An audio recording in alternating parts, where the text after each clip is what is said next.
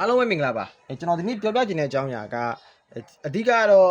ဒီ P05 ပေါ့နော်ကျွန်တော် vehicle speed sensor code အကြောင်းကိုကျွန်တော်ပြောချင်တာဒါပေမဲ့အဲ့မှာကျွန်တော်ဘာကြောင့်ဒီခေါင်းစဉ်ကိုထည့်လဲဆိုလို့ရှိရင်ကျွန်တော်တို့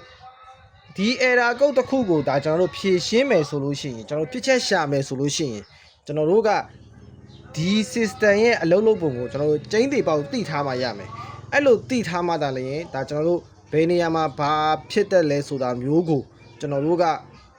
လွယ်လွယ်ကူကူနဲ့အဖြေရှာနိုင်မှာပေါ့နော်အဲ့တော့အဓိကကတော့ဒီ error code အကြောင်းကိုဒါကျွန်တော်ပြောချင်တာဆိုပေမဲ့လို့ဒီ error code ကိုဖြည့်ရှင်းတဲ့အခါမှာသိရမယ့် system အကြောင်းကိုကျွန်တော်ပြောချင်တာအဲ့တော့ဒါကျွန်တော်သိသလောက်ကျွန်တော်ပြောပြမယ်လေးလာနေတဲ့ညီကိုတွေလည်းဒါကျွန်တော်တို့ဒီပြစ်ချက်ရှာဖွေတဲ့နေရာမှာတကယ်ဒီ P05 ကိုတက်လာပြီဆိုလို့ရှိရင်ဘယ်လိုဖြည့်ရှင်းရမယ်ဆိုတာလေနည်းနည်းလေးအသွေးခေါ်လေးတင်ရအောင်လို့ကျွန်တော်ဒီပညာသင်္ကာသညီကိုတွေလေးလာနေတဲ့ညီကိုတွေအတွက်ကိုဒါကျွန်တော်ပြန်လည်မျှဝေခြင်းဖြစ်ပါတယ်။ Okay အဲ့တော့ P05 ဆိုတဲ့ system ကအရင်ဆုံးကျွန်တော်တို့ပြောရမယ်ဒီကောင်က vehicle speed တက်ဖို့ပေါ့နော်ကားကသူအချိန်ဘယ်လောက်နဲ့သွားနေရဆိုတဲ့ပေါ်ကိုအတိအကျသိဖို့အတွက်ကိုဒီ sensor ကနေပြီးတော့အာရုံခံပေးဆိုတဲ့သဘောပဲအဲ့ဒါမှသာလျှင်ကျွန်တော်တို့ဒီ ABS control ဘိုင်းနေကျွန်တော်တို့ဒီ cruise control ဘိုင်းနေစသဖြင့်ပေါ့နော်ပြီးရင်ကျွန်တော် gear change view ဘိုင်းနေမှာပေါ့နော်အရန်အသုံးဝင်တဲ့ပုံစံပေါ့ဘာဖြစ်လို့ဒီကားကအချိန်ဘယ်လောက်နဲ့သွားနေပြီငါဘယ် gear ကိုထည့်ပေးရမလဲ Okay အချိန်ဘယ်လောက်နဲ့ brake အုပ်လိုက်တယ်ငါ ABS system ကိုဘယ်လိုအလုပ်လုပ်ပေးရမလဲ cruise control မှာဆိုလို့ရှိရင်အရန်အသုံးဝင်တယ်ပေါ့နော်အချိန်ဘယ်လောက်နဲ့သွားနေစသဖြင့်ပေါ့နော်ဒီအဲ့ဒါတွေကတော့ကျွန်တော်အသေးစိတ်တော့မပြောတော့ဘူးဒါပေမဲ့အဓိကတော့သူ့ system ရဲ့အလုပ်လုပ်ပုံလေးကိုသိဖို့တော့လိုတယ်အဲ့တော့ကျွန်တော်တို့အရင်ဆုံးကျွန်တော်တို့ပုံစံ2မျိုးရှိတယ်2မျိုးရှိတယ်ပထမတစ်မျိုးကဘယ်လိုလဲဆိုတော့ကျွန်တော်တို့အရင်တုန်းကဟိုလိုမျိုး mileage ကြိုးနေတဲ့ကားတွေတော့ကျွန်တော်မပြောအဲ့မှာကတော့ mileage တက်ဖို့သာအဓိကသုံးတယ်ကီလိုမီတာတက်ဖို့တော့သုံးတယ် ABS system တွေလည်းမပါဘူးဆောက်ဖြစ်ပါတော့ ABS system လည်းမပါဘူးပေါ့နော် Okay အဲ့တော့အဓိကကဒီ ABS system ပါတဲ့ကားတွေမှာတချို့ကဘယ်လိုသုံးလဲဆိုတော့ကျွန်တော်တို့ mileage sensor vehicle speed sensor ကနေပြီးတော့လေကျွန်တော်တို့ယူတဲ့ကောင်ရှိတယ်ကျွန်တော်တို့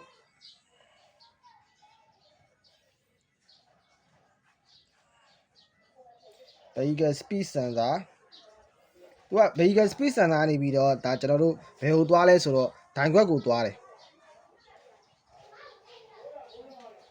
ဒိုင်ခွက်ကိုသွားတယ်မိုင်းလက်တက်ဖို့အတွက်အထဲမှာကျွန်တော်တို့ဒီ instrument cluster ပေါ့နော်ကျွန်တော်တို့ဒိုင်ခွက်ပေါ့ဒိုင်ခွက်ထဲမှာကျွန်တော်တို့ speedometer ပေါ့နော်ကျွန်တော်တို့ kilometer တက်ဖို့အတွက်ကိုဒီကောင်ကအဲ့ဒီ vehicle speed sensor ရဲ့ signal ကြိုးကနေပြီးတော့ဒိုင်ခွက်ကိုသွားတယ်ပြီးရင်ကျွန်တော်တို့ ECU ကိုသွားတယ်ကွန်ပျူတာဘောက်ပေါ့နော်ကီလိုဘယ်လောက်နဲ့မောင်းနေပြီဆိုတဲ့အကြောင်းကိုဒိုင်ခွက်ကနေမှတဆင့် ECU ပြန်ပြီးတော့ဒိုင်ခွက်ကနေပြန်ထွက်တယ်ပေါ့နော်အဲ့လိုပုံစံမျိုးလည်းရှိတယ်နောက်တစ်ခုကကြတော့အခုတော်တော်များများကျွန်တော်တို့ pro box တွေ feeder တွေမှာတော့မှဒီစနစ်ပါတယ်ပေါ့နော်ကျွန်တော်တို့ ABS sensor ပြီးရင်ကျွန်တော်တို့ ABS module ABS module ဆိုတာဒါကျွန်တော်တို့ ABS အုံပြောပါပေါ့နော် ABS sensor ကနေပြီး ABS module ကိုသွားတယ် ABS module ကနေမှကျွန်တော်တို့ဒိုင်ခွက်ကိုသွားတယ်ဒိုင်ခွက်ကနေမှကျွန်တော်တို့ဘယ်ကိုပြန်သွားလဲဆိုတော့ကျွန်တော်တို့ ECU ကိုသွားတယ်တခါတလေတချို့ကားတွေမှာECU တဲ့ဒဲမရောက်ဘဲနဲ့ကျွန်တော်တို့အလဲမှာကျွန်တော် BCN ခံပြီးတော့မှပြန်သွားတဲ့ကောင်တွေလည်းရှိတယ် BCN နေတစ်ဆင့်ဖြတ်သွားတဲ့ကောင်တွေလည်းရှိတယ်စားဖြစ်ပေါ့နော်ဒစီနဲ့စီကတော့ပုံတွေတော့တတ်မှတ်လို့မရဘူးဒါပေမဲ့ပုံစံအများစုကတော့နောက်ပိုင်းမှာကဒီကောင်ကိုတုံးတာများတယ်ဒီကောင်ကတော့ပြဿနာတိတ်မရှိဘူးကျွန်တော်တို့ vehicle speed sensor စစ်မယ် speed sensor မကောင်းဆိုလို့ရှိရင်ကျွန်တော်ဒိုင်ခွက်မှာလည်းအလုံးမလုံးဘူးအကယ်၍ဒီမှာလည်းတက်နေရဒီမှာလည်းတက်နေရဆိုလို့ရှိရင်ကျွန်တော်ဒိုင်ခွက်ကနေ ECU ကိုသွားကြိုးပြန်မပြတ်လို့ရှိရင်ဒိုင်ခွက်ကနေပြန်မထွက်လို့ဒီလောက်ပဲကျွန်တော်တို့တွေးလို့ရတယ်ဒီမှာကျတော့ကျွန်တော်တို့ကဒီ system ကနည်းနည်းဟိုကအများသွားပြီပေါ့နော်အဲ့တော့ကျွန်တော်ဒီဘက်က system အကြောင်းကိုကျွန်တော်အရင်ဆုံးကျွန်တော်ပြောမယ်အဲ့တော့ကျွန်တော်တို့ဥပမာကျွန်တော်တို့ကားစီးရောက်လာပြီကျွန်တော် P0500 ကုတ်ပေါ်တယ် P0500 ကုတ်ပြတယ်ကျွန်တော်တို့ vehicle speed sensor Okay ဒါဆိုလို့ရှိရင်ကျွန်တော်တို့ဘယ်လိုတွေးမလဲကျွန်တော်ခုနအရှိမကျွန်တော်ပြောခဲ့တယ်အရင်ဆုံးကျွန်တော်တို့ ABS sensor ကနေပြီးတော့ signal ယူရယ်ပြီးရင် ABS အုံကိုသွားတယ်ပြီးရင်ကျွန်တော်တို့ဒိုင်ခွက်ကိုသွားတယ်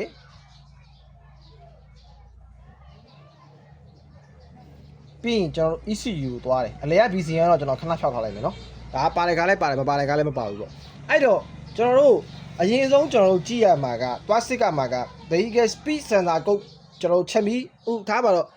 ကျွန်တော်ကားစီးချက်ပြီးလင်းလာတယ်ကုတ်ကပြတယ် vehicle speed sensor ဆိုပြီးကုတ်ကပြတယ် okay အဲ့ဒါဆိုကျွန်တော်တို့အရင်ဆုံးကြည့်ရမှာကအုံနာကိုအရင်ဆုံးကိုယ့်ဘာကိုမောင်းကြည့်မကြည့်အုံနာကိုအရင်မေးအခုကားမောင်းနေတိုင်ခွက်မှာကီလိုမီတာတက်လားကျွန်တော်တို့မိုင်းလက်တက်လားကျွန်တော်တို့မိုင်းလက်လိုပဲလက်ခေါ်တယ်ပေါ့ကီလိုမီတာတက်လားအဲ့ချိန်မှာအုံနာပြန်ပြောမယ်โอเคညီလေးကိုကြီးကားမောင်းနေအဲ့ဒါလက်တန်တက်နေတယ်လက်တန်ကစားနေတယ်ကီလိုမီတာလည်းတက်တယ်โอเคအဲ့ဆိုလို့ရှိရင်ကျွန်တော်တို့ဘာဆက်လုပ်မလဲဆိုတော့ကျွန်တော်ကွန်ပျူတာပဲစစ်ကြည့်ရတယ်နော်ဘာမှမလုပ်ရသေးဘူးကွန်ပျူတာရင်စစ်ကြည့်ရယ်ပြီးသူတို့ငါ့ကိုပြတယ်ပြတဲ့အတွက်ကျွန်တော်တို့ကအုံနာကိုကျွန်တော်တို့မေးလိုက်တယ်အခုကားမောင်းနေရင်တိုင်ခွက်မှာကီလိုမီတာ/hourမိုင်းလက်တက်လားအုံနာတက်တယ်ဆိုလို့ရှိရင်ကျွန်တော်တို့က ABS sensor ရယ် ABS module ABS ဒီ ABS ဘိုင်းကိုကျွန်တော်တို့မေးလို့ရတယ်ပြီးရင်ကျွန်တော်တို့ဒိုင်ခွက်ကိုလည်းကျွန်တော်တို့ကဒိုင်ခွက်မှာလည်းကီလိုမီတာ/hourတက်နေတယ်ဆိုလို့ရှိရင်ကျွန်တော်တို့တေချာပေါက်ဒီ sensor လည်းအလုပ်လုပ်တယ် ABS module လည်းအလုပ်လုပ်တယ်ဒိုင်ခွက်ရှီကိုပြန်ပို့ပေးတယ်ဒီနှစ်ခုကထွက်တဲ့ signal ကတေချာပေါက်ဒိုင်ခွက်ရှီကိုရောက်လို့ဒိုင်ခွက်မှာကီလိုမီတာ/hourလက်တန်ကစားနေရโอเคဒါဆိုလို့ရှိရင်ဘာလို့ဒီကုတ်ကပြနေရလဲကားကကုတ်ကဖြတ်လို့ပြတ်သွားတယ်ဒါပေမဲ့ကားကအရှင်းနောက်ဘိန်းလှည့်ုံပဲရှိသေးတယ်ချက်မီးပြန်လင်းပြီးတော့ဒီလိုကုတ်ပြန်ပေါ်တယ်ပြည်သူတို့ငါ့ကုတ်ပဲပြန်ပေါ်တယ်ဒါဆိုလို့ရှိရင်ကျွန်တော်တို့စစ်ကမှာကကျွန်တော်ခုနကပြောခဲ့တဲ့အဆင့်ကိုပြန်သွားမယ်ပေါ့နော် ABS ကနေပြီးတော့ ABS on ကနေမှကျွန်တော်တို့ဒိုင်ခွက်ကနေမှကျွန်တော်တို့ ECU သွားပြီးတော့ဂျားထဲမှာအဓိကဒီပြနေတဲ့ကုတ်ကဒိုင်ခွက်မှာကီလိုမီတာတက်နေတယ်ဆိုလို့ရှိရင်တော့တေချာပေါက်ကဒိုင်ခွက်ကနေပြီးတော့ထွက်တဲ့ကောင်ဒီ ABS sensor signal ကဒိုင်ခွက်ကိုအရင်ဝင်တယ်ပြီးတော့မှဒိုင်ခွက်ကနေမှ ECU ကိုပြန်ထွက်တာအဲ့တော့တေချာပေါက် ECU ကဒီကားကဘလောက် speed နဲ့သွားနေတယ်ဘလောက်အရှိန်နဲ့သွားနေရဆိုတော့မသိဘူးမသိတဲ့အတွက်ကိုတေချာပေါက်အိုက်ကားကဂီယာလုံးဝမချိန်ဘူးနောက်ဆုံးဂီယာလုံးဝမချိန်ဘူးနောက်ဆုံးဂီယာလည်းမချိန်ဘူးဂီယာအချိန်လည်းမမှန်ဘူးကားမောင်းရတာအထလည်းလေးနေတယ်လို့တမျိုးလည်းဖြစ်နေလိမ့်မယ်โอเคပြီး ABS စနစ်တိတ်အလုံးမလုံးချင်တော့ဘူးအဲ့လိုမျိုးပေါ့နော်အဲ့တော့တေချာပေါက်ဒီကားရဲ့ vehicle သွားနေရဲ့အချိန်ကို ECU ကမသိရတဲ့အတွက်ကိုကျွန်တော်တို့ဒီ P0500 ကုတ်ဆိုပြီးတော့ကျွန်တော်တို့ပေါ်လာတာပေါ့နော်အဲ့တော့ကျွန်တော်တို့ကဘယ်ဘိုင်းကိုစစ်ကမလဲဆိုတော့ဒိုင်ခွက်ကနေပြီးတော့ပြန်ထွက်တဲ့ဂျိုး ECU ကိုသွားတဲ့ဂျိုးတဂျိုးရှိတယ်အဲ့ဂျိုးကိုကျွန်တော်တို့လိုက်စစ်ကမှာအဲ့တော့ပုံမှန်ကတော့အယောင်သူပဲလာတယ် ABS sensor ကနေပြီးတော့ ABS ကျွန်တော်တို့ sensor ရဲ့ signal ပေါ့နော် ABS အဓိကတော့ABS ဘယ် sensor လို့တော့မဟုတ်ဘူးပုံမှန်အပြင်တော့ကျွန်တော်တို့ဒီအရှိဘယ်ပေါ့နော်အရှိဘယ်အရှိညာအရှိနှလုံးကယူတာများတယ်ကားရဲ့အချိန်ရဲ့ speed ကို ABS sensor ရဲ့ signal ကိုပေါ့နော်အဲ့တော့ဒိုင်ခွက်မှာတက်နေရဆိုလို့ရှိရင်တော့ကျွန်တော်တို့ဒီဘက် ECU ဒိုင်ခွက်ကနေ ECU ကိုထွက်တဲ့ဘက်ကိုကျွန်တော်တို့စစ်မယ်ပေါ့နော်ဒိုင်ခွက်မတက်ဘူးဆိုလို့ရှိရင်တော့စစ်တဲ့ဘက်ကိုကျွန်တော်တက်ပြောပြမယ်ဘာဖြစ်လို့ဒီကုတ်ကနည်းနည်းရှည်တယ်ပြောရမှလည်းများတယ်ပေါ့နော်အဲ့တော့တေချာလေးနားထောင်ပြီးတော့ဘူးတက်ရမယ်လို့ညှော်လိုက်ပါတယ်အဲ့တော့ကျွန်တော်တို့ကတေချာပေါ့ဒီ ABS ECU ကနေပြီးတော့ ABS module ပေါ့နော်ကျွန်တော် ABS on ကနေပြီးတော့ဒိုင်ခွက်ကိုလာမယ်ကြိုးရောင်ရယ်ဒိုင်ခွက်ကနေပြီးတော့ကျွန်တော် BCM ပဲခံ ECU ပဲ direct သွားအဲ့ဒီကြိုးရောင်အကုန်လုံးကအယောင်တူပဲတကြိုးပဲသွားတာဒါပေမဲ့လို့တချို့ grade ပြောင်းထားတဲ့ကားတွေ grade ချိန်ထားတဲ့ကားတွေမှာတော့အယောင်မတူတာတွေဖြစ်ကောင်းဖြစ်နိုင်တယ်ပေါ့နော်ဒါကတော့ချွင်းချက်အနေနဲ့ကျွန်တော်ပြောခဲ့တာမဟုတ်လို့ရှိရင်ကျွန်တော်စသရကကြီးတွေဆရာကြီးတွေကကျွန်တော်လာပြီးတော့ဟိုနည်းနည်း blame မှာဆိုလို့အဲ့တော့အဲ့ဒါချွင်းချက်ပေါ့ဗျာဒါပေမဲ့ပုံမှန်အားဖြင့်ကတော့အယောင်သူခရမ်းရောင်နဲ့လာတာများတယ်တူတာအများစုကတော့ခရမ်းရောင်နဲ့လာတာများတယ်ခရမ်းရောင်ပေါ့နော်โอเคအဲ့တော့ကျွန်တော်တို့ကဟိုမိုင်းလက်တက်နေတယ်ဒါပေမဲ့ချက်မီးလင်းပြီးတော့ P0500 ကိုပြနေရဆိုလို့ရှိရင်တော့ဒါကျွန်တော်တို့ဒိုင်ခွက်ကနေပြီးတော့ ECU ကိုတွားတဲ့ကြိုးပဲကျွန်တော်တို့လိုက်စစ်ကတော့မယ်ဒီကြပေါ့ဒိုင်ခွက်ကပဲပြန်မထွက်တာလား ဒါမှမဟုတ်ဒီဒိုင်ခွက်ကနေသွား ECU ကိုသွားတဲ့ဂျိုးပြက်နေရလားဆိုတာပဲဒါကျွန်တော်တို့စစ်ကမယ်ပေါ့နော်โอเคအဲ့တော့ဂျိုး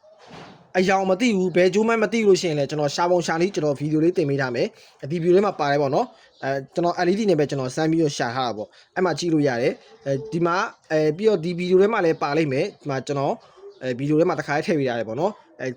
ဒီလိုဒါကျွန်တော်တို့ဂျိုးရောင်တူပဲအများအပြားကတော့ဒိုင်ခွက်ကဂျိုးရောင်တူနှစ်ချောင်းကဘေးချင်းကက်ရက်ပဲရှိရယ်ဘေးညာပဲတစ်ချောင်းက ABS ကနေပြီးတော့ဒိုင်ခွက်ကိုလာရဆိုလို့ရှိရင်နောက်တစ်ချောင်းကဒိုင်ခွက်ကနေ ECU ကိုသွားတယ်အဲ့လေကျွန်တော်ပြမယ်ပေါ့နော်ဟယ်လိုမြင်ရလားမသိဘူးဒီမှာဒီလိုမျိုးပေါ့နော်ဒီမှာဒီလိုခန်းရောင်နဲ့ပဲလာမယ်အယောင်သူနှစ်ချောင်းဘေးချင်းကက်ရက်ပဲဘေးညာပဲဘေးချင်းကက်ရက်ပဲတစ်ချောင်းကကျွန်တော်တို့ဒီ ABS module ကနေပြီးတော့ဒိုင်ခွက်ကိုဝင်တဲ့တစ်ချောင်းခန်းရောင်ပဲနောက်တစ်ချောင်းကကျွန်တော်တို့ဒိုင်ခွက်ကနေပြီးတော့ ECU ကိုသွားမယ်တစ်ချောင်းပဲအလဲမှာပြီးဒီလို joint set လေးပါလိမ့်မယ်ဒီလို joint set လေးပါလိမ့်မယ်ဒါကဒိုင်ခွက်ကနေထွက်တဲ့ကောင်ကဒါကျွန်တော်တို့အလဲ BCN ကိုသွားမယ်ကောင် ECU သွားမယ်ကောင်ဒီကမှာ BCN ပါသေးရဲ့အလဲမှာ sorry ကလေးပုံတွေထွက်လာဒီမှာဒါကျွန်တော်ဒီ signal jaw ကိုကျွန်တော်ရှာရတာပေါ့နော် signal jaw ကိုကျွန်တော်ဒီတိုင်ခွက်မှာကျွန်တော်တို့တော်ကျိုးတစ်ချောင်းပါတယ်တိုင်ခွက်မှာကျွန်တော်တို့တော်ကျိုးပေါ့နော်တော်ကျိုးဆိုအပေါင်းချောင်းယူပြီးတော့အပေါင်းကိုတစ်ဖက်ထောက်တယ်အနှုတ်နဲ့လိုက်ထောက်ကြည့်အဲ့လိုဆိုလို့ရှိရင်ဒီလိုဟိုကားဘိန်းလိုက်တဲ့အချိန်မှာကျွန်တော်ကားကိုအောက်မှာဂျိုက်ထောက်ထားတယ်ပေါ့နော်ဂျိုက်ထောက်ပြီးတော့ကျွန်တော်အရှင်းနှစ်ဘိန်းမြောက်ထားတယ်ပြီးကျွန်တော်လေပါနေပြီးတော့ကျွန်တော်ရှာနေတယ်ကျွန်တော်ကားဘိန်းလိုက်တဲ့အချိန်မှာအဲ့လိုမျိုးစင်ကနယ်မီးကမိတ်တုတ်ဖြစ်တယ်ဆိုလို့ရှိရင်ဒါတေချာပေါက် vehicle speed sensor ဂျိုးအယောင်ကလည်းဘေးချင်းကက်အယောင်တူနှစ်ခုဆိုလို့ရှိရင်ဒါတေချာပေါက်ပဲဒါကောင်ကဒါကျွန်တော်တို့ဒီ ABS အဝါနေတကြိုးလာတယ်တကြိုးက ECU ဒါမှမဟုတ် BCN ကိုသွားမယ် BCN နေမှာ ECU ကိုပြန်သွားမယ်ပေါ့နော်โอเคအဲ့တော့ဒါကျွန်တော်တို့ဘာလဲဆိုတော့ဒါကျွန်တော်တို့ပြီးဒိုင်ခွက်မှာလည်းမိုင်းလက်တက်နေတယ်ဒါပေမဲ့လို့ PC ကအကုန်တက်နေရဆိုလို့ရှိရင်တော့ဒါဒီဘက်ပိုင်းကိုစစ်ကမယ်ဆိုတဲ့အပိုင်းကိုကျွန်တော်ပြောပြတာဖြစ်ပါတယ်ပြီးတော့နောက်တစ်ခုပေါ့နော်နောက်တစ်ခုကဘာလဲဆိုတော့ကျွန်တော်တို့ PC ကအကုန်တက်တယ်ဒါပေမဲ့လို့ဒိုင်ခွက်မှာလည်းမိုင်းလက်မတက်တော့ဘူးဒိုင်ခွက်မှာလည်းကျွန်တော်တို့မိုင်းလက်မတက်တော့ဘူးဒါဆိုလို့ရှိရင်ကျွန်တော်တို့ကဘာကိုအရင်သွားကြည့်ရမလဲဆိုတော့ကုတ်ပြတဲ့နေရာကိုအရင်သွားကြည့်ရမယ်ကျွန်တော်တို့ကပုံမှန်ဆိုလို့ရှိရင်အင်ဂျင်ချက်မီးလင်းလို့ကျွန်တော်အင်ဂျင်ချက်မီးလင်းလို့ကျွန်တော်တို့ကအင်ဂျင်ထဲကိုပဲကျွန်တော်က scan 2နဲ့ဝင်ဆက်လိုက်တယ်တခါလေကြားလို့ရှိရင်အဲ့ကောင်အင်ဂျင်ထဲမှာမပေါ်တဲ့ကားတွေပါတယ်ပေါ့နော်ရှိတတ်တယ်ပေါ့နော်အဲ့ကြလို့ရှိရင်ကျွန်တော်တို့ကဘယ်မှာသွားစစ်ကမလဲဆိုတော့ ABS ပြီးရင်ဒါမှမဟုတ် BCN ဒါမှမဟုတ်ပြီးရင်ကျွန်တော်တို့ဒိုင်ခွက်တချို့ဒိုင်ခွက်စစ်လို့ရတဲ့ကားတွေပါပါတယ်နောက်ပိုင်း model မြင့်ကားတွေကဒိုင်ခွက်တွေမှာ error ရှိမရှိကျွန်တော်တို့ fault code ပြန်ထုတ်ပြီးတဲ့ကားတွေရှိတယ်ပေါ့နော်အဲ့ဒါတွေကိုဒိုင်ခွက်ထဲမှာရှိရဲ့မီးအစုံလင်းမလင်းတို့လက်တန်တွေကစားလားမကစားလားတို့ဟာဒါကျွန်တော်တို့ scan 2နဲ့ edit လုပ်လို့ရတဲ့ကားတွေပါတယ်ပေါ့နော်တချို့နောက်ပိုင်း scan 2တွေကလည်းအရန်စစ်မြင်လာပြီပေါ့ကျွန်တော်တို့အခုကင်နေတဲ့ scan 2လို့ baby episode တွေမဟုတ်တော့ဘူးပေါ့ဗျာsystem တွေကလည်းအများကြီးမြင်လာကြပြီအဲ့တော့ကိုသုံးသက်ဖို့ပဲလိုတာကိုနားလိုက်ဖို့ပဲလိုတာကိုတကယ်သုံးသက်တယ်ကိုနားလဲတယ်ကိုလေးလာနိုင်တယ်ဆိုလို့ရှိရင်တော့ဒါကိုယ့်အတွက်ကဒီကောင်တွေကဟိုဘယ်လိုပြောမလဲဟိုကိုယ့်အလုံးမှာအများကြီးထောက်ကူပြီးတော့ပစ္စည်းတွေကြီးပဲအဓိကကတော့အင်္ဂလိပ်စာလေးနည်းနည်းကောင်းတယ်ဆိုလို့ရှိရင်တော့ဒီကောင်တွေကတော့ easy ကိုရင်ပါโอเคအဲ့တော့ကျွန်တော်ခုနအဖြစ်ကိုကျွန်တော်ထပ်ပြောမယ်ပေါ့နော်ပြောပြမယ်ဒိုင်ခွက်ကျွန်တော်ကြည့်လိုက်တဲ့အခါမှာချလို့ရှိရင်ကျွန်တော်တို့တေချာပေါ့ဒိုင်ခွက်မှာမတက်တော့ဘူးဆိုလို့ဒိုင်ခွက်မှာမတက်ဘူးဆိုလို့ရှိရင်ကျွန်တော်တို့ကဒိုင်ခွက် error လားကျွန်တော်တို့ ABS စန်စာကပဲ error ရှိတာလားဒါမှမဟုတ် ABS စန်စာက signal ကိုပဲ ABS စန်စာက ABS on ကိုပေးပို့တယ် ABS on ကနေပဲဒီဒိုင်ခွက်ကိုမပို့တာလားဆိုတာကျွန်တော်တို့စစ်ကမဲ့အပိုင်းတွေကနည်းနည်း ABS ပိုင်းမှာပါလာပြီပေါ့နော်အဲ့တော့တချို့ cruise control ပါတဲ့ကားတွေမှာ P05 ကိုတက်တယ်ဆိုလို့ရှိရင် P05 ကိုရှိနေရဆိုလို့ရှိရင် cruise control အလုံးမလုပ်ဘူးအဲ့ဒါတော့ဒါတော့တိမယ်လို့ကျွန်တော်ထင်ပါတယ်အဲ့တော့ကျွန်တော်တို့ကဒီကုတ်ကဒါကျွန်တော်တို့ positive ကုတ်မဟုတ်ဘူးထားပါတော့ကျွန်တော်တို့ကားသမားတယောက်အုံနာတယောက်က ABS မီလင်းနေတယ်ဒါပေမဲ့အဲ့ဒီ ABS မီလင်းတဲ့ပြဿနာကိုသူခေါင်းထဲမှာသူကတိတ်မထည့်ဘူးဟာဒီကောင်ကအရေးမကြီးပါဘူးဘရိတ်ကမိနေရပဲပြဿနာမရှိပါဘူးဆိုပြီးတော့အဲ့မီကိုသူကကြော်လိုက်တယ်ဘာအဲ့ဒါမှလည်းမသိဘူးမီကိုကောက်ကြော်ပလိုက်တယ်မီလုံးကောက်ဖြုတ်ပလိုက်တယ်ပြီးတော့တိတ်မဲလည်းကတ်ထားလိုက်တယ်စသဖြင့်ပေါ့နော်ဒါကတော့တောင်းအုံနာအများစုလှုပ်ထားရှိတဲ့အကျင့်ပေါ့နော်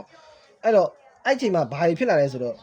ကားဂီယာတွေမချင်းတော့တာတွေအဂီယာချင်းဖို့အတွက်နောက်ကျနေတဲ့ပုံစံမျိုးတွေမချင်းချင်းနဲ့ချင်းနေရတဲ့ပုံစံမျိုးတွေဂီယာပေါက်မှာဖြစ်လာတယ်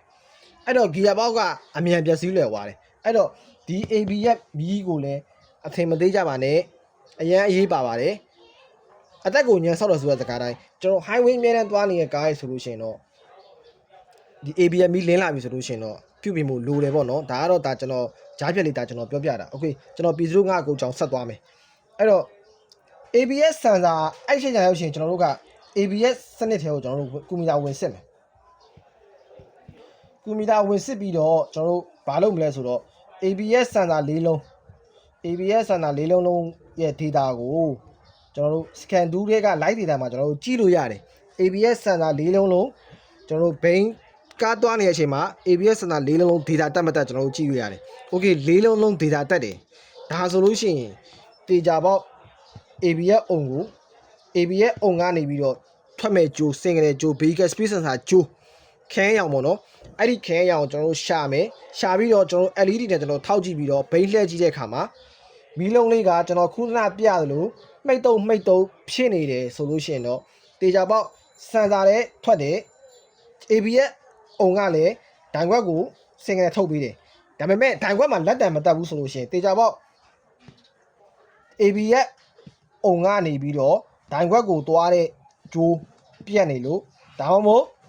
်ဒိုင်ခွက်ကကီလိုမီတာတက်တဲ့နေရာမှာမကောင်းတော့လို့မော်တာမကောင်းတာဖြစ်ဖြစ်ဒိုင်ခွက်ပြက်တာဖြစ်ဖြစ်တခုဖြစ်ချက်ပေါ့နော်အဓိကတော့ဒိုင်ခွက်ပြက်ချက်ရဲ့ဒီဝါရင်းပြက်ချက်ပဲပေါ့နော်အဲ့လေးနှစ်ခုရှိမယ်โอเคအဲ့တော့ဂျားထဲမှာကျွန်တော်တို့ဒိုင်ခွက်ကိုမတက်ဘူးဒါဆိုလို့ရှိရင်အဲ့ချိန်မှာကျွန်တော်တို့ ABS စင်ဆာရဲ့ data တွေကိုကြည့်လိုက်တဲ့အခါမှာစင်ဆာတွေကလည်းစင်ဆာကအရှိစင်ဆာပေါ့နော်အဓိကတော့အရှိဘယ်ညာအဲ့ဒါကုတ်ပါနေရဆိုလို့ရှိရင်လေ P05 အကုတ်ပါတခါလေးတွဲပြတဲ့ပေါ့နော်အဲ့တော့ရှေ့စင်ဆာတွေကျိုးပြတ်နေလားစင်ဆာမကောင်းဘူးလားစင်ဆာတွေကနေစင်ကနေထွက်လာမထွက်လာတော့ကျွန်တော်တို့ကဒါကျွန်တော်ကတော့ LED မီးလုံးလေးပဲကျွန်တော်ဆန်းတယ်ကျွန်တော်အဲ့ LED မီးလုံးလေးရဗျာဘယ်လောက်ထိအသုံးဝင်လဲဆိုတာကျွန်တော်ပြောပြမယ်နော်ဘယ်လိုပုံစံလေးလဲကျွန်တော်ပြမယ်ဒါကတော့တော်တော်များသိပါတယ် Okay ဒီမှာပေါ့နော်ဒီလိုပုံစံမျိုးလေးဒါကကျွန်တော်တို့ ရိုး LED ကျွန်တော်အလဲမှာကျွန်တော် resistor တစ်လုံးခံထားတယ်ကျွန်တော်ပြီးတော့ပင်လေးထည့်ထားတယ်ဒီကောင်ကအရန်အသုံးဝင်တယ်နော်ဒီပုံစံကအရန်အသုံးဝင်တယ်ကျွန်တော်တို့ဒီ speed sensor နဲ့ပတ်သက်တဲ့တော်တော်များများကိုကျွန်တော်တို့ဆန်းလို့ရတယ်ဥပမာ ABS sensor signal ထွက်မထွက်ကလေး cam shot ကနေ signal ထွက်မထွက်ဒီ client ကနေ signal ထွက်မထွက်ဒီပြီးတော့ကျွန်တော်တို့ plug coil အလုံးမလုံးဒီ injector အလုံးမလုံးတာဒီပြီးတော့ကျွန်တော် diesel မှာဆိုလို့ရှိရင်လည်းပတ်မီကောင်းမီးရောက်မရောက်ဘယ်လိုဆန်းရမလဲဆိုတဲ့ဟာတွေပြီးရင် nozzle ထိပ်ကိုမီးရောက်မရောက်ဘယ်လိုဆန်းရမလဲဆိုတဲ့ဟာတွေဒါတွေကဒီ LED မီးလုံးတစ်လုံးကအရန်သုံးဝင်တယ်ဗျာကားတကယ်ဟိုအခုကျွန်တော်ဆိုလို့ရှိရင်ဒါကျွန်တော်ခုန LED နဲ့ကျွန်တော်ပြထားတယ်ကျွန်တော်တို့ဒီမှာ speed sensor ရဲ့ signal ကိုဆန်းတဲ့ခါမျိုးစသဖြင့်ပေါ့နော်ဒါကတကယ်အရန်အသုံးဝင်တဲ့ပုံစံမျိုးပေါ့နော်ကျွန်တော်ကတော့ဒီကောင်ကကျွန်တော်သွားလိုက်ရနေရတိုင်းပါတယ်ကျွန်တော်ပတ်ဆိုင်နေမှာဒီကောင်အမြဲတမ်းပါတယ်ကျွန်တော်အမြဲတမ်းဆောက်သွားတာဒီကောင်ကကားမှာပါတဲ့စန္ဒတော်များကိုဒီကောင်နဲ့ဆန်းလို့ရတယ်ပေါ့နော်โอเคဒါကတော့ဒါကြုံလုံးလေးဒါကျွန်တော်တင်လာလိုက်ဆိုသိပါတယ်ကျွန်တော်ဘယ်လိုဆန်းလဲဆိုတာဒါကျွန်တော်အမြဲတမ်းပြောပြရတယ်ပေါ့နော်ဒီမှာလဲဒီ page မှာလဲကျွန်တော်အမြဲတမ်းတင်ထားပါတယ်ဒီ LED မီလုံးအကြောင်းကတော့ဒါကြုံလုံးဒါတကားဖြတ်ပြောတာပြီးတော့နောက်တစ်ခုကျွန်တော်ဆက်ပြောချင်တာ tester အကြောင်းပေါ့နော်ကျွန်တော်ပြအောင်မယ်အဲ့ဒါကတော့ကျွန်တော်မပါလာဘူးထင်တယ်ကျွန်တော်အဲ့ဒီမှာ tester ကလည်းကျွန်တော်တို့ဟို LED tester တွေသုံးမဲ့အစားကျွန်တော်ကတော့ရိုးမီးလုံးနဲ့ tester တွေပဲသုံးနေခြင်းတယ်ပေါ့နော်ဘာဖြစ်လဲဆိုတော့ LED tester ကတော့မကောင်းတော့မဟုတ်ဘူးကောင်းတယ်ဒါပေမဲ့လို့ခါကြလို့ရှိရင်ကျွန်တော်တို့ 5 volt ရောက်မဲ့ကောင်တွေဆန်းတာတွေပါကြတော့နည်းနည်းဟိုဟာဖြစ်တယ်သူကတော့အရောင်ကတော့လင်းနေမှာပဲကျွန်တော်ကတော့ LED tester ပဲတော့မသုံးဘူးကျွန်တော်ကတော့သူတို့ရိုးမီလုံး tester ပဲသုံးတယ်ပေါ့နော်ပြီးအဲ့တော့ထားပါတော့အဲ့တော့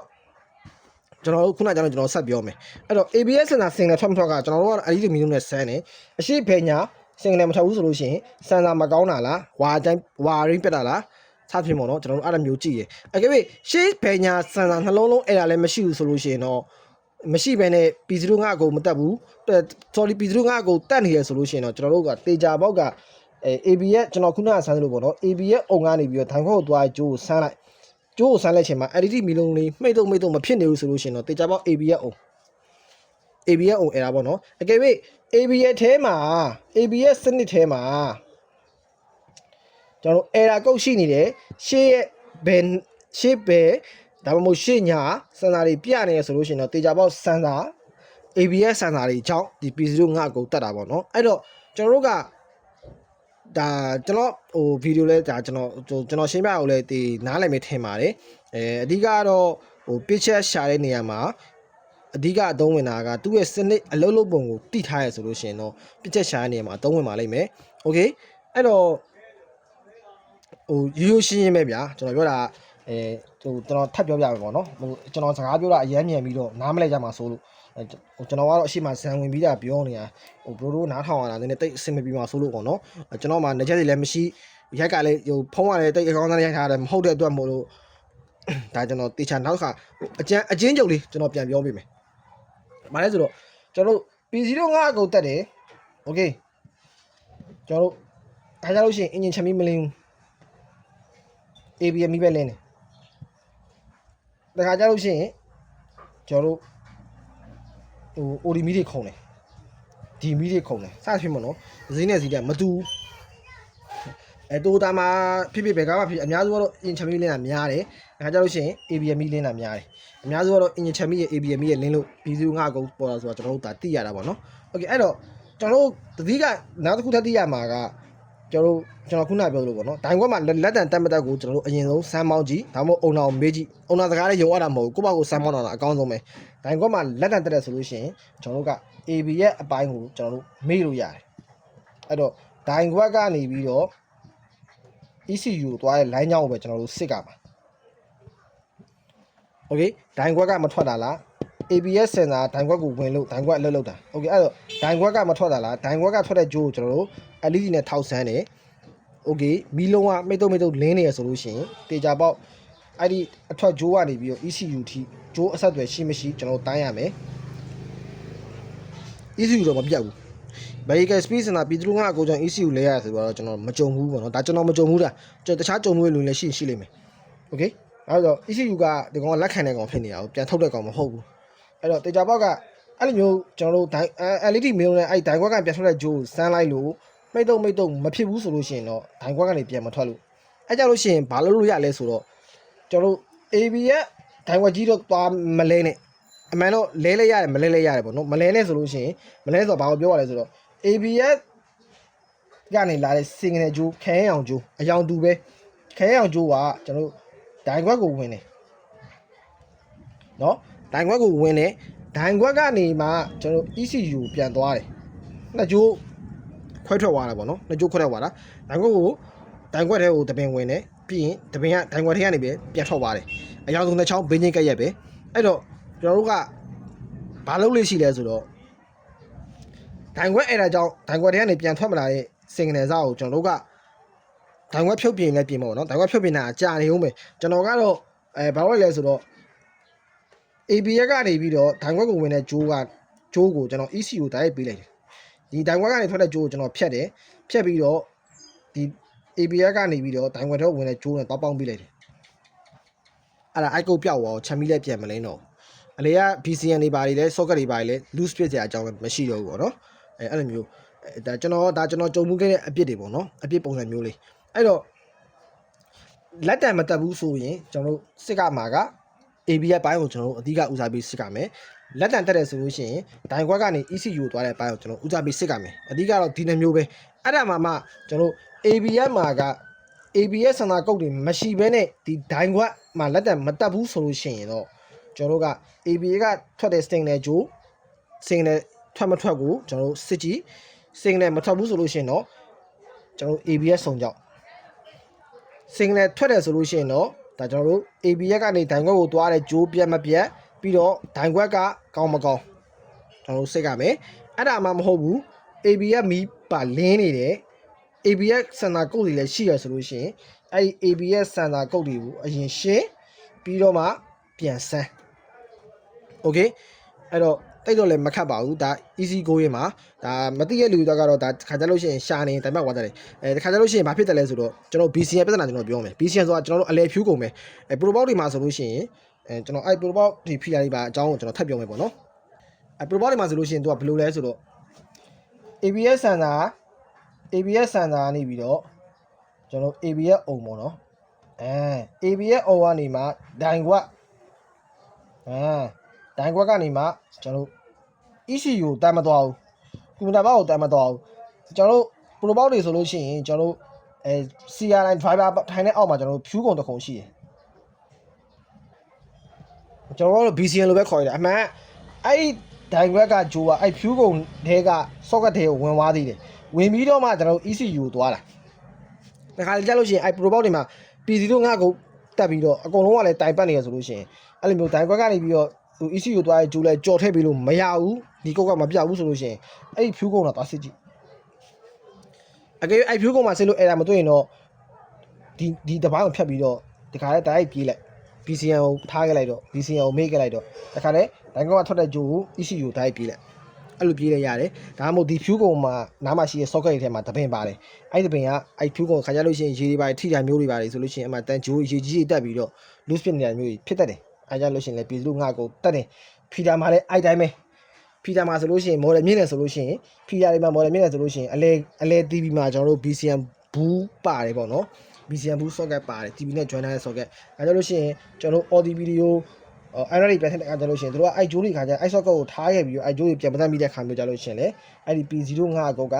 တက်လာပါသေးတယ်ဗျ။ Okay အဲ့တော့ဒီလောက်ဆိုလို့ရှိရင်ဒီဗီဒီယိုကမတည်တည်ရဲ့ညီကိုတွေအတွက်တန်ဖိုးရှိမယ်လို့ကျွန်တော်ညွှန်လင့်ပါတယ်။အားလုံးကျေးဇူးတင်ပါတယ်။အတန်လေးပါတိုးရဆိုလို့ရှိရင်လည်းငကြလေးပါတက်ပြီးတော့နားထောင်ပေးပါ။ကျွန်တော်ရဲ့ဗီဒီယိုတွေလည်းအားပေးပေးပါ YouTube လည်း subscribe လုပ်ပေးပါလို့တောင်းဆိုပါတယ်။အားလုံးကျေးဇူးတင်ပါတယ်